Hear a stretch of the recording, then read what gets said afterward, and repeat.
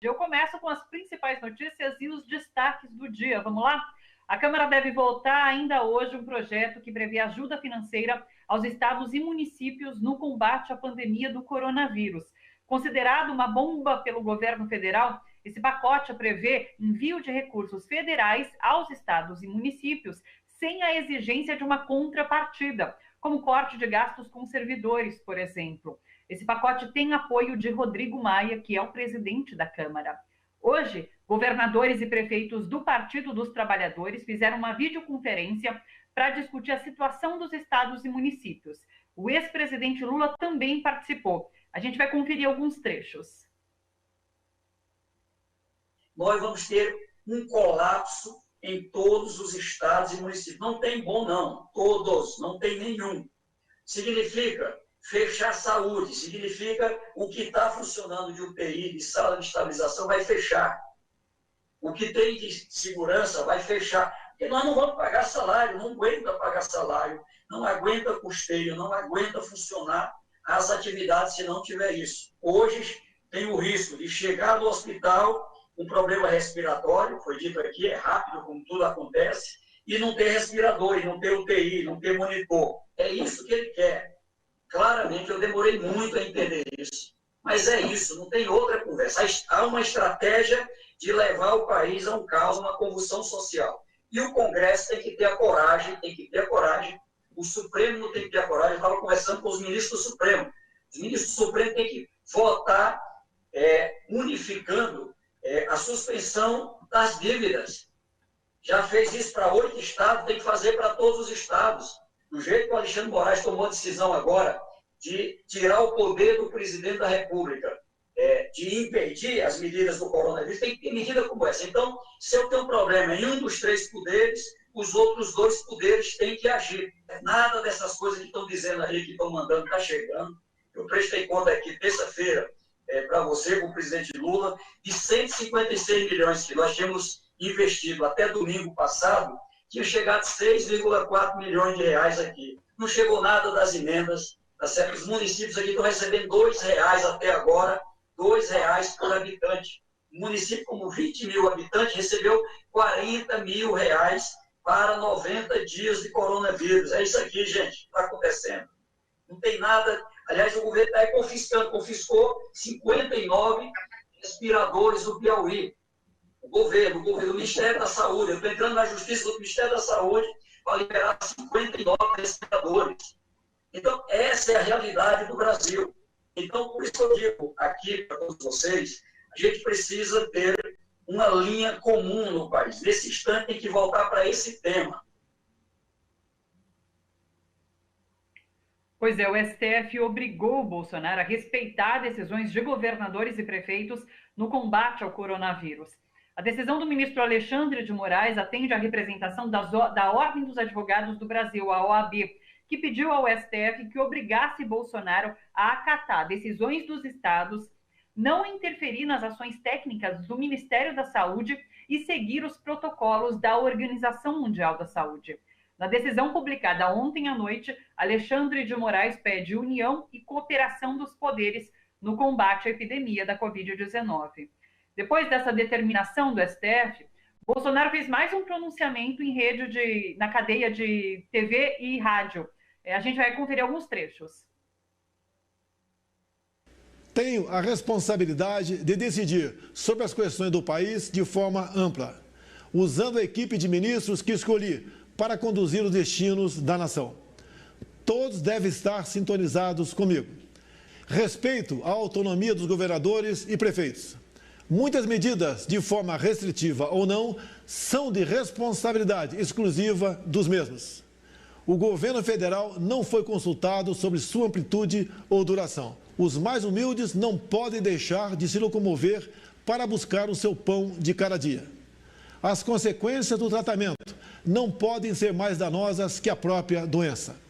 O desemprego também leva à pobreza, à fome, à miséria, enfim, à própria morte. Tenho certeza de que a grande maioria dos brasileiros quer voltar a trabalhar. Esta sempre foi minha orientação a todos os ministros, observadas as normas do Ministério da Saúde.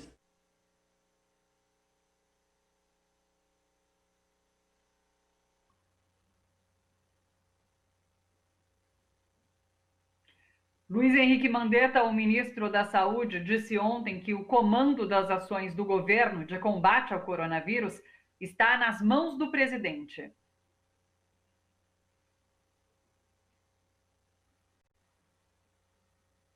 Não é função do Ministério da Saúde dizer o que cada estado deve fazer.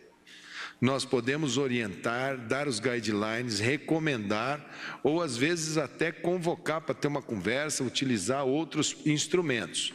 Mas nós estamos monitorando aqui com muita atenção cada um desses movimentos que ocorrem em todo o território nacional. Podemos errar? Sim. Podemos demorar um pouco para tomar uma decisão? Talvez. Podemos tomar uma decisão precoce, precipitada e nos arrepender ali na frente? Talvez. Podemos errar e acertar juntos. Consciência, foco, disciplina. E a todos aqueles que estão com os ânimos mais exaltados, deixar claro, aqui está tudo bem. Nós estamos olhando pelo para-brisa e essa estrada a gente vê que vai ter dias muito duros, muito difíceis. E quem comanda esse time aqui é o presidente Jair Messias Bolsonaro. Esse então foi Luiz Henrique Mandetta, o ministro da Saúde, dizendo ontem, durante a coletiva, que o comando das ações do governo de combate ao coronavírus está nas mãos do presidente. Uma última notícia: o Ministério da Saúde mantém a proibição de doação de sangue por homossexuais. Com baixa de estoque nos hemocentros, a BBC Brasil questionou o Ministério sobre essa restrição. Numa nota, o Ministério reafirmou que homens que se relacionem com outros homens ficam impedidos de doar sangue por 12 meses, contados a partir do dia do relacionamento. Sobre tudo isso, a gente conversa agora com o ativista, com o jornalista William De Luca. Oi, William, tá comigo? Oi, Thalita, tudo bem? Sempre bom estar com você. Tudo bem, e você? Tudo certo aí no isolamento? Tentando manter a sanidade, vendo série, trabalhando muito, fazendo muita coisa, mas respeitando o isolamento social. É a única coisa que a gente pode fazer. Não existe outra coisa que a gente possa fazer contra essa pandemia de coronavírus hoje, além do isolamento. Então, estou tentando manter o máximo possível. É isso. E é sobre isso que eu queria conversar com você em relação ao posicionamento de Bolsonaro. Ontem, nessa coletiva, nesse pronunciamento em cadeia de rádio e TV, ele tenta, a partir da cloroquina, se descolar de possíveis efeitos negativos do isolamento social. A gente sabe que o isolamento vai trazer consequências negativas para o comércio, para a economia de fato. Mas, no momento, como você mesmo disse, é a medida que está sendo indicada para combater essa pandemia, para que ela se torne mais grave. E os governos estaduais estão adotando o isolamento por conta disso. Então, parece que ele quer culpar os governos estaduais por conta de possíveis impactos na economia e trazer a cloroquina como a grande salvadora dessa pandemia que vivemos. Parece duas coisas. Parece que a oposição e quem não é alinhado ao governo de Jair Bolsonaro quer que o Brasil sofra economicamente e a gente negue que isso vai acontecer e que a gente não quer que a cloroquina funcione para tratar o coronavírus. Ambas as coisas são mentira. Todo mundo quer que a cloroquina funcione, todo mundo quer que outro medicamento funcione. O problema é que para um medicamento funcionar, ele precisa ter estudo. Você não pode oferecer a um paciente um tratamento com medicamento se você não tiver estudo sobre a eficácia dele. Hoje, inclusive, eu compartilhei nas minhas redes sociais um estudo que foi publicado numa das principais revistas médicas do mundo, a BMJ. E esse texto, esse editorial, fala sobre esse tratamento com a hidroxicloroquina e com a cloroquina para o coronavírus. O título desse editorial é: o uso desses medicamentos é prematuro e potencialmente prejudicial.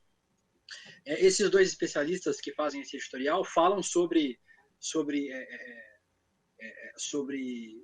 como o uso da cloroquina pode parecer, a princípio, no uso diário, no uso clínico efetivo, mas a longo prazo pode trazer efeitos negativos. Não se sabe quais são os efeitos da cloroquina, porque não se estudou o suficiente ainda para fazer isso. E quanto aos problemas econômicos, quanto aos danos econômicos, os Estados Unidos está enfrentando a maior onda de desemprego da sua história. Nem no crush de 29 no crash de 29, a gente teve um desemprego tão alto nos Estados Unidos. Isso significa o quê? Significa que o Estado precisa agir. E o Bolsonaro diz, as pessoas precisam sair para comprar o pão, precisam sair para ganhar o pão, precisam sair para ganhar o prato de comida. Não é isso que elas têm que fazer. O Estado precisa garantir para as pessoas. E aí tem milhares, dezenas, centenas de formas de fazer isso. Do governo conseguir recursos para fazer isso, emergencialmente, para garantir que as pessoas fiquem em casa. Repetindo, todos os especialistas do mundo confirmam que não há tratamento para o coronavírus, não há um remédio para o coronavírus, não existe um remédio pronto. Esse texto que eu citei lá da BMJ termina dizendo o seguinte: precisamos de melhores ensaios clínicos controlados e randomizados, e que, por enquanto, exceto por medidas de suporte, a infecção do SARS-CoV-2 é essencialmente intratável, ou seja, não existe um medicamento que seja feito pro tratamento do coronavírus. Obviamente tem pessoas se curando, sendo tratadas de outras formas, mas pro coronavírus especificamente não há tratamento. O Bolsonaro insiste nisso para construir uma narrativa política e para receber, eventualmente, caso a cloroquina se prove eficaz no combate ao coronavírus, não é sozinha, né? Já está provado que sozinha nenhum remédio é eficaz. Ele quer ficar com o ganho político de uma possível eficácia dessa cloroquina. Já foi colocado que a cloroquina ela pode ser utilizada em tratamento desde que a pessoa de fato esteja hospitalizada num nível já avançado da Covid, né? E para isso ela precisa ter o leito hospitalar, ela precisa ter disponibilidade de leito hospitalar no hospital. E daí a gente vê o governador do Piauí, o Wellington Dias, falando que o governo federal, até o momento, não disponibilizou recursos para os estados, principalmente do Nordeste, para que eles lidem com essa situação de falta de leito hospitalar. Então, é uma briga política que vai acabar prejudicando diretamente a população. Eu já falei isso aqui com você, inclusive. Tem regiões do interior do Brasil que tem um respirador para 100 mil habitantes. Aí você imagina se, sei lá, numa região de 160 mil habitantes, se você tem 5% das pessoas desenvolvendo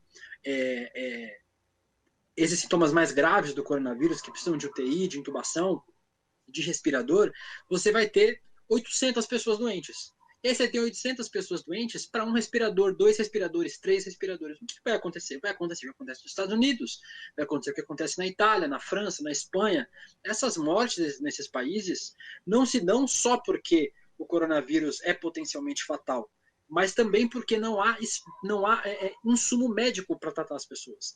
E as pessoas no Brasil, hoje, inclusive, antes de começar o programa, a gente estava conversando sobre isso, no Brasil tem gente que está na rua. Eu recebi vídeos do Brasil inteiro hoje, de lugares do Brasil onde parece que é dia normal, as pessoas estão andando tranquilamente, e daqui a pouco, daqui uma semana, 10 dias, essas pessoas vão desenvolver os sintomas, algumas delas vão desenvolver os sintomas mais severos, vão para os hospitais, vão para os postos de saúde, a gente vai ver exatamente o que está acontecendo na Itália, exatamente o que está acontecendo nos Estados Unidos.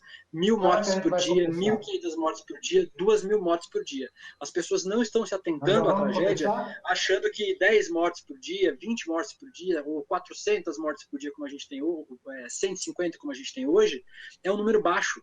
Só que em todos os países também aconteceu isso. O número de mortes começou baixo e depois foi aumentando. De ontem para hoje, em 24 horas, 2.700 novos casos. É quase o dobro do que a gente teve de anteontem para ontem. Então a doença está se espalhando rapidamente e a gente vai ter, infelizmente, graças à irresponsabilidade do Bolsonaro, que incentiva as pessoas a ir para a rua e oferece essa cloroquina como se fosse uma salvação para essa doença, aí não é. A única solução agora é o isolamento social. A gente vai ter, infelizmente, um número muito grande de pessoas mortas, porque o Brasil, além de ser um país que vai ser muito afetado, é um país muito desigual. A gente vai ver, especialmente nos bolsões de pobreza, nas periferias, no interior do Brasil, o número de mortes sendo muito grande. Para além disso, tem a subnotificação, né? Então, a gente tem um número oficial, mas não sabe até que ponto as pessoas estão sendo testadas, se há testes para todo mundo e se há notificação dos casos e das mortes. Para além disso tudo, então, tem a subnotificação. Outra coisa que eu queria conversar com você, William, você é ativista também LGBT. E daí a gente tem essa decisão do Ministério da Saúde agora de que homossexuais não podem fazer doação de sangue, mesmo os hemocentros estarem com problemas em relação ao estoque de sangue. E o STF estava para decidir sobre isso. Existiu uma discussão no STF, mas essa decisão foi adiada, essa discussão foi adiada, né? Então, essa discussão já está acontecendo, né? Ela é antiga, o movimento LGBT faz essa discussão há muito tempo e não existe nenhuma indicação técnica, científica, que faça com que homens gays não possam doar sangue, a menos que não tenham relacionamento com outros homens em 12 meses. Não tem nenhuma evidência científica, nenhuma estatística para isso. A única coisa que existe é homofobia institucional, e infelizmente o SUS ainda prefere, isso desde sempre, o SUS prefere que as pessoas morram, como está acontecendo em relação ao coronavírus, do que recebam doações de homens gays. Não funciona para mulheres lésbicas, nesse caso, é especificamente para homens que fazem sexo com outros homens. Existe essa restrição de não poder doar sangue no período de 12 meses, obviamente inviabilizando essas doações. Não existe outra explicação para isso, além de homofobia institucional, o que é triste num país que tem um baixo estoque de sangue, precisa de sangue, tem muito homossexual que quer doar sangue, que quer colaborar, que quer ajudar a salvar vidas, mas é impedido por conta dessa determinação aqui do sistema de saúde no Brasil.